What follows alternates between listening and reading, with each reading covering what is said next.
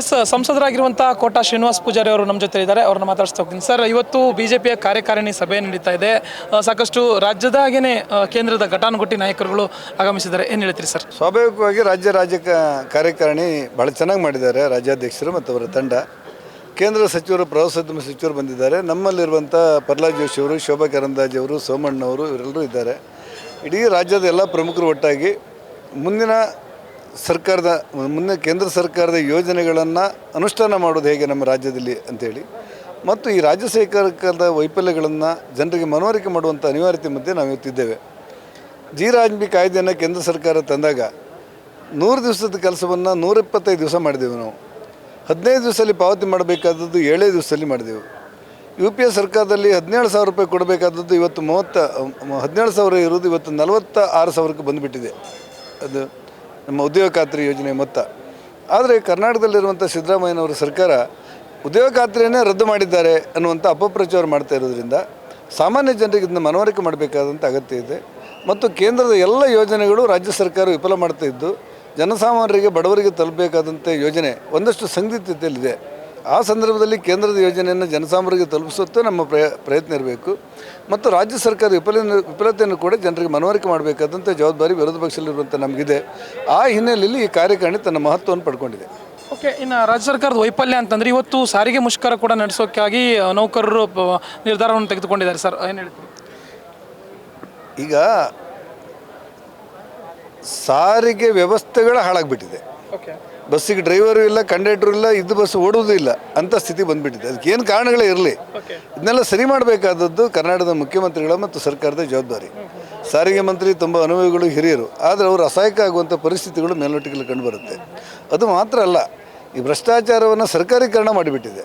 ಅಬಕಾರಿ ಇಲಾಖೆಯಲ್ಲಿ ನಡೆದಿರುವಂಥ ದುರಂತಗಳು, ಬೇರೆ ಬೇರೆ ಪರಿಶಾತಿ ಪರಿಶಿಷ್ಟ ಪಂಗಡದಲ್ಲಿ ಇಲಾಖೆಯಲ್ಲಿ ಆಗಿರುವಂಥ ಸಮಸ್ಯೆಗಳು, ಸರ್ಕಾರಿ ವ್ಯವಸ್ಥೆಗಳು ಎಷ್ಟೊಂದು ಕೆಟ್ಟೋಗಿದೆ ಅಂತ ಹೇಳಿದರೆ ಆಡಳಿತ ವ್ಯವಸ್ಥೆಗಳಿಂದ ಜನಸಾಮಾನ್ಯರಿಗೆ ಉಪಯೋಗ ಇಲ್ಲ ಅನ್ನುವಷ್ಟು ಮಟ್ಟಕ್ಕೆ ಬಂದುಬಿಟ್ಟಿದೆ. ಸರ್ಕಾರ ಜೀವಂತ ಇದೆಯೇ ಕೇಳಿದರೆ ಇಲ್ಲ ಅನ್ನುವಂಥ ಮಟ್ಟಕ್ಕೆ ಸಾಮಾನ್ಯ ಜನರು ಬಂದಿರುವಂಥ ಸ್ಥಿತಿ ನಮಗೆ ಗೋಚರ ಆಗುತ್ತೆ.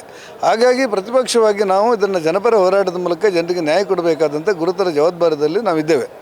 ಆ ಇವತ್ತಿನ ಕಾರ್ಯಕಾರಿಣಿ ಅದರ ಬಗ್ಗೆ ನಿರ್ಧಾರ ಮಾಡುತ್ತೆ. ಬಿಜೆಪಿ ಹಾಗೂ JDS ಮೈತ್ರಿ ಬಗ್ಗೆ ಸಾಕಷ್ಟು ದೊಡ್ಡ ಮಟ್ಟಿಗಿನ ಪ್ರಶ್ನೆ ಎದ್ದಿದೆ. ಸರ್, GBA ಚುನಾವಣೆಯಲ್ಲಿ ಒಟ್ಟಿಗೆ ಹೋಗ್ತಾರಾ ಇಲ್ವಾ, ಮೈತ್ರಿಯಲ್ಲಿ ಸಾಕ್ತಾರಾ ಇಲ್ವಾ ಅನ್ನುವಂಥ ಪ್ರಶ್ನೆ ಲೋಕಸಭೆಯಲ್ಲಿ ದೊಡ್ಡ ಮಟ್ಟಿಗಿನ ಯಶಸ್ವಿಯನ್ನು ಗಳಿಸಿದ್ರಿ. ಏನು ಮೈತ್ರಿಯಲ್ಲಿ ಮುಂದಿನ ವಿಧಾನಸಭಾ ಚುನಾವಣೆವರೆಗೆ ಈ ಮೈತ್ರಿ ಇರುತ್ತಾ ಅನ್ನುವಂಥದ್ದೇ ಪ್ರಶ್ನೆ ಉದ್ಭವ ಆಗಿದೆ. ಏನು ಹೇಳ್ತೀವಿ ಸರ್? ಈಗ ನಮಗಿಂತ ದೊಡ್ಡವರು ಮೈತ್ರಿ ಬಗ್ಗೆ ನಿರ್ಧಾರ ಮಾಡ್ತಾರೆ. ನರೇಂದ್ರ ಮೋದಿಯವರು, ದೇವೇಗೌಡರು ರಾಷ್ಟ್ರದ ಬಗ್ಗೆ ಯೋಚನೆ ಮಾಡೋರು.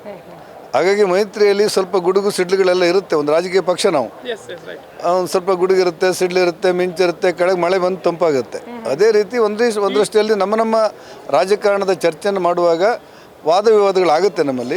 ಆದರೆ ಅಲ್ಲ, ಸ್ವಾಭಾವಿಕವಾಗಿ ಇರಬೇಕು.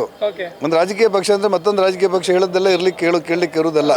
ಆದರೆ ನಮ್ಮ ಒಟ್ಟು ಗುರಿ ಇರುವುದು ಈ ರಾಜ್ಯವನ್ನು ಒಂದು ಸುಸ್ಥಿತಿಗೆ ತಂದು ಸಮರ್ಪಕವಾದಂಥ ಸಮೃದ್ಧವನ್ನು ಆಡಳಿತವನ್ನು ನಮ್ಮ ಮೂಲಕ ಕೊಡೋದು ನಮ್ಮ ಗುರಿ. ಕೇಂದ್ರದಲ್ಲಿ ನರೇಂದ್ರ ಮೋದಿಯವರ ಸರ್ಕಾರದ ಎಲ್ಲ ಶಕ್ತಿಗಳನ್ನು ಕ್ರೋಢೀಕರಿಸಿಕೊಂಡು ಕೆಲಸ ಮಾಡಬೇಕಾದಂಥ ಜವಾಬ್ದಾರಿ ನಮ್ಮಲ್ಲಿ ಇರೋದ್ರಿಂದ ಎರಡೂ ರಾಜಕೀಯ ಪಕ್ಷಗಳ ಅಂತಿಮ ನಿರ್ಧಾರವನ್ನು ಮೋದಿಯವರು ಮತ್ತು ದೇವೇಗೌಡರು ತೆಗೆದುಕೊಳ್ಳುವಾಗ ನಮ್ಮ ಮೈತ್ರಿಗೆ ಯಾವುದೇ ಭಂಗ ಆಗೋದಿಲ್ಲ ಅಂತ ನಮಗನಿಸುತ್ತೆ. ಚರ್ಚೆಗಳು ಪ್ರಜಾಪ್ರಭುತ್ವದಲ್ಲಿ ಸಾಮಾನ್ಯ. ನಮ್ಮ ಹಿರಿಯ ನಾಯಕರು 50 ವರ್ಷವನ್ನು ಪೂರೈಸಿದ್ದಾರೆ. BS ಯಡಿಯೂರಪ್ಪನವರು ರಾಜಕಾರಣದಲ್ಲಿ ಹೇಗೆ ವಿಶ್ ಮಾಡ್ತಾರೆ ಅವರಿಗೆ? ದಕ್ಷಿಣ ಭಾರತದಲ್ಲಿ, ಕರ್ನಾಟಕದಲ್ಲಿ ಭಾರತೀಯ ಜನತಾ ಪಕ್ಷ ಜನಸಂಘದ ಮೂಲ ಸ್ವರೂಪವನ್ನು ಇಟ್ಟುಕೊಂಡು ಇವತ್ತು ಹೋರಾಟ ಮಾಡಿ ಹಿಂದುತ್ವದ ಪ್ರತಿಪಾದಕರಾಗಿ ಜನಪರ ಹೋರಾಟದ ಮೂಲಕ, ಬಡವರ ಕಲ್ಯಾಣ ಯೋಜನೆ ಮೂಲಕ ಇವತ್ತೇನಾದರೂ ಕರ್ನಾಟಕದಲ್ಲಿ ರಾಜಕಾರಣದ ಶಕ್ತಿ ಹೊಂದಿದ್ದರೆ ಅದು ಯಡಿಯೂರಪ್ಪನ ಹೆಸರಲ್ಲೇ ಇದೆ. ಆ ಕಾರಣಕ್ಕೆ ಯಡಿಯೂರಪ್ಪನವರು ರಾಜಕಾರಣಕ್ಕೆ ಬಂದು 50 ವರ್ಷ ಆಯಿತು ಅನ್ನೋದ್ರ ಜೊತೆಯಲ್ಲಿ ಯಡಿಯೂರಪ್ಪ ಅನ್ನುವಂಥ ದೈತ್ಯ ಶಕ್ತಿಯೊಂದು ಬಡವರ ಪರವಾಗಿ ನಿಂತು ಹೋರಾಟಕ್ಕೆ 50 ವರ್ಷ ಅನ್ನೋದೇ ಹೆಚ್ಚು ಸರಿಯಾದ ಕ್ರಮ. ಹಾಗಾಗಿ ಯಡಿಯೂರಪ್ಪನ ಯಶಸ್ಸು ಅದು BJP ಯಶಸ್ಸು ಅಂತ ನಾನು ಅಂದ್ಕೊಂಡಿದ್ದೇನೆ. ಅವರು ಸುದೀರ್ಘ ಕಾಲ ನಮ್ಮ ಜೊತೆಯಲ್ಲಿ ಆರೋಗ್ಯಪೂರ್ಣವಾಗಿತ್ತು ನಮಗೆಲ್ಲರಿಗೂ ಮಾರ್ಗದರ್ಶನ ಮಾಡಬೇಕು ಅನ್ನೋದು ನಮ್ಮ ಹಂಬಲ. Yes sir, thank you sir. ಧನ್ಯವಾದ. ಎಸ್ ವೀಕ್ಷಕರು, ಇದಿಷ್ಟು ಸಂಸದರಾಗಿರುವಂಥ ಕೋಟಾ ಶ್ರೀನಿವಾಸ ಪೂಜಾರಿ ಅವರ ಮಾತು. ಕ್ಯಾಮ್ರಾ ಪರ್ಸನ್ ಚಂದ್ರಕಾಂತ್ ಜೊತೆ ಜಯಲೈ ಗೌಡ್, ಸ್ಪೀಡ್ ನ್ಯೂಸ್ ಕನ್ನಡ, ಬೆಂಗಳೂರು.